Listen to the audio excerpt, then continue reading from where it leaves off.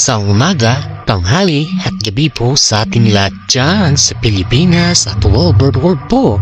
Update po tayo patungkol sa Katden for today. Bago po natin pisa ng lahat, gusto ko lamang po kayong pasalamatan sa lahat ng mga viewers natin na nanonood at sa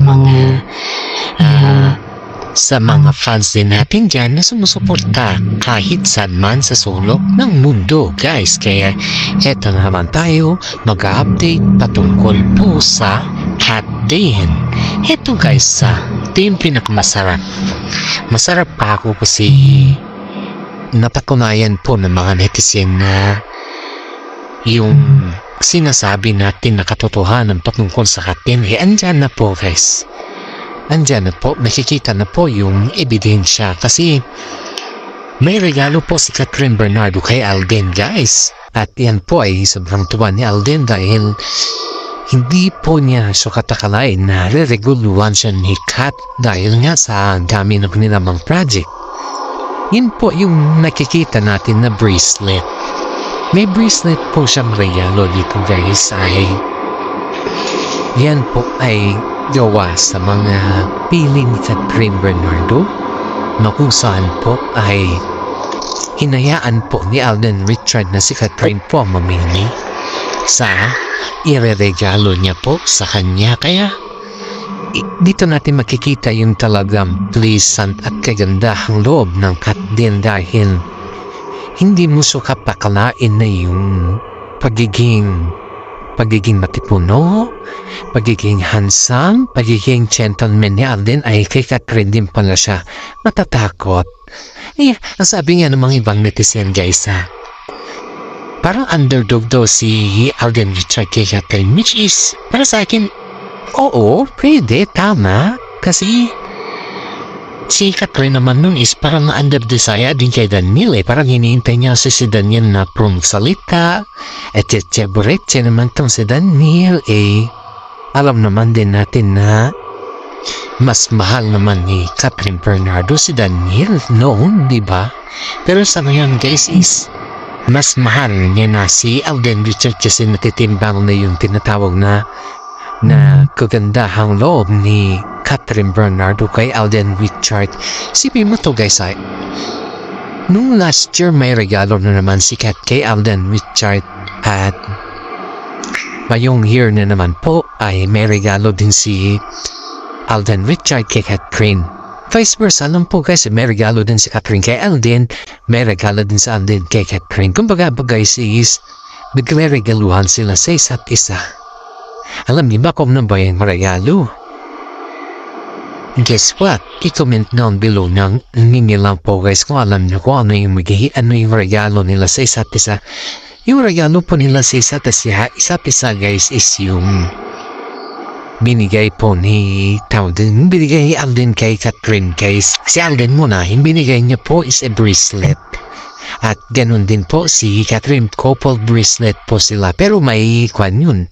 May pangalan daw si Tisoy dun at saka si Joy. Tisoy kasing pangalan ni Alden kay Kathryn at saka Joy naman din yung pangalan ni Kathryn kay Alden. Kaya may Tisoy at saka Joy yung pangalan. Kitang-kita nga naman, guys, pilit doon nila itong tinatago kasi nga daw baka mapansin daw na naman ng mga netizen, pero ayon dito sa ating legit na sources ay hindi daw po sila nakapagpigil na ginamit sa public kasi magkasama sila. Ang sabi nga daw nila, gagamitin lang daw nila yung sila lang dalawa ba'y mag-out parang gano'n or may pupuntahan. Pero at that moment, guys, is hindi daw nila napigilan grabe, no? Grabe yung, kumbaga, is grabe yung kakiligan ng ginagawa ng Katden sa ngayon. At itong si Mami Min, guys, alam niya pala na ganun pala yung balak niya din sa kanya, nare-regaluan pala si Kathryn ng bracelet. Pero na si Mami Min, sobrang saya daw nung nalaman niya yun kasi nga po, botong-boto si Mami Min kay Alden Richard, guys.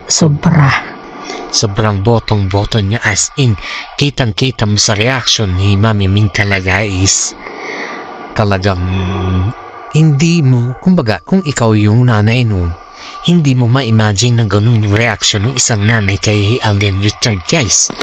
Oo, kahit siguro i-deny din yan ni Alden na o ganito o ganyan, wala, hindi mo ma-deny dahil kitang-kita dun sa resulta kung ano talaga yung katotohanan. Makikita mo talaga. Totoo pala yung balita na si Mami Min po ay sobrang boto kay Alden Richard. Totoo po yung balita ng ganun, guys. Hindi po pala, kumbaga is gawa-gawa lang. Wala, guys. Totoo pala yun. Dahil ayon dito sa ating legit na sources ay si Mami Min din pala yung nagsabi kay Alden kung ano din yung paborito ni Catherine Bernardo. So ibig sabihin, nagpuntsaba sila. Para sa ganon, malaman ni Alden kung ano yung paborito ni Catherine Bernardo. Diba? Di magkakuntsaba sila pa ganon. Kaya, sometimes, itong si Mami Min, akala natin kay side siya ni Catherine Bernardo. Hindi rin pala. Pwede kay Alden rin pala siya.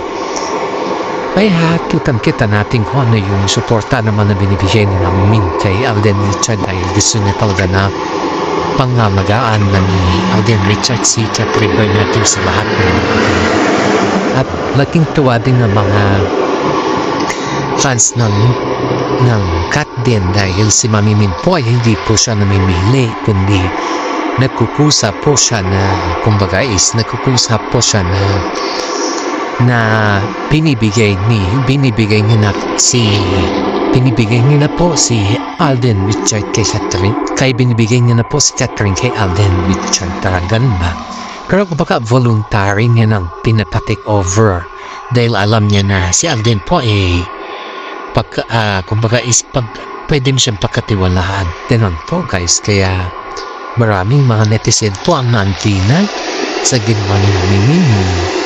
Botong-boto siya kay Alden Richard. At nakita din naman ng mga ibang netizen yan, guys, na ganun din po yung kaklaro yung ugali ni Mami Min kay Alden Richard. Kaya si Tisoy, guys, is sobrang kumbaga is very yung kapag tawagin mo kasi kung tawagin mo ba is para na-overcome niya na yung hiya niya sa pamilya nila Catherine Bernardo. At saka ito pa, guys, ayon dito sa ating legit na sources, si Tisoy din pala po yung gumagawa ng way kung bakit nagustuhan siya ni Mami Min dahil pala nag-e-effort siya at saka hindi po siya yung tao na pa-special. Wala po siyang ganon na karakter. Wala, kumbaga is as long as she can do it or as long as she can prepare it, ginagawa niya po yan. Hindi po siya yung klase na tao na pabisi-bisita. Wala po siyang ganon, guys. Ayon dito sa ating legit na sources. Kaya daw po, mas lalong magustuhan siya ni Mami Min dahil hindi po siya yung tao na yung sabihin mo na yung pag may bisita, nagpapabisita ba? Wala po daw siyang ganon.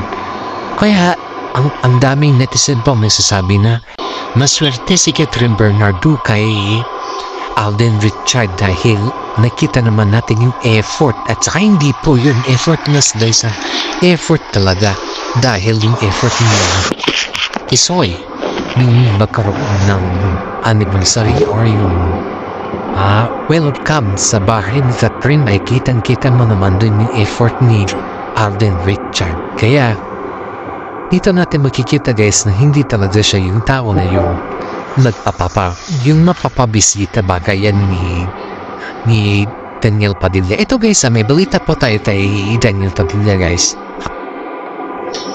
Ayon sa ating mga sources, guys, ayon dito sa ating mga sources, si Daniel Padilla, guys, ay parang kumbaga is nag-wave daw siya ng kamay niya or kumbaga is naghihintay lang daw siya kay Catherine dahil ang sabi daw niya sa pamilya may nakikita daw siyang sign kay Catherine na babalikan siya. Wow! Asang-asa itong si Daniel Padilla. Grabe yung pagkaasa niya, guys. Grabe yung Grabe yung pagkakuan niya na babalikan daw siya ni Catherine. May nakita daw siyang sign. Ano kaya naman klaseng sign yan, Daniel? Uy, saan mo naman napulot yung sign na sinasabi mo? Diba? Kung sa aking nagaygay wala naman ako makikitang sign. Baka guni-guni ng millennial to na nagkaroon ng sign dahil ayaw niya talaga na mapunta kay Tisoy si Catherine Bernardo. Yun yung pagkakala ko dito guys. Ayaw ni Daniel Padilla na mapunta si Catherine kay Alden Richard dahil siyempre galit nga siya, diba? Galit siya kay Alden Richard dahil nga daw sinira daw na yung career ni Daniel Padilla. Even though it's not, hindi po niya sinira kundi si Alden po isa sa mga hinahangaan na tao at talagang dumating sa panahon na nawalan na siya sa showbiz. Kumbaga is iniwan niya or naiwan siya sa ere dahil sa kanya kagagawan, di ba? Kaya mo niya sanang sabihin na may sign na si Catherine ay mapapasumad niya. Aba, gumagawa ng rason para ba makuha niyo ulit si Catherine. Kaya kung nagustuhan niyo po yung ating mga update guys is paki-comment down below na lang po guys. Kasi may kasunod pa itong updates kahit patungkol ito kay Daniel Padilla na nag-usap na daw sila ni Catherine. Kaya eto guys na kung nagustuhan niyo po paki-like, subscribe ang ating YouTube channel. Maraming salamat at God bless po sa ating lahat.